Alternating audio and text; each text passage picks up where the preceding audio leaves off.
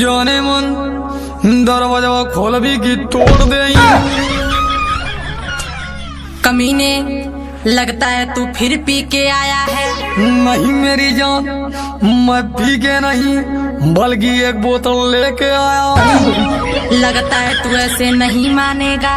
हाँ कमीने, आज तुझे मैं पक्का लती आऊंगी। ऐसा मैंने क्या कर दिया है जो तुम मुझे लतियाओगी? क्योंकि तुम रोज पी के आते हो।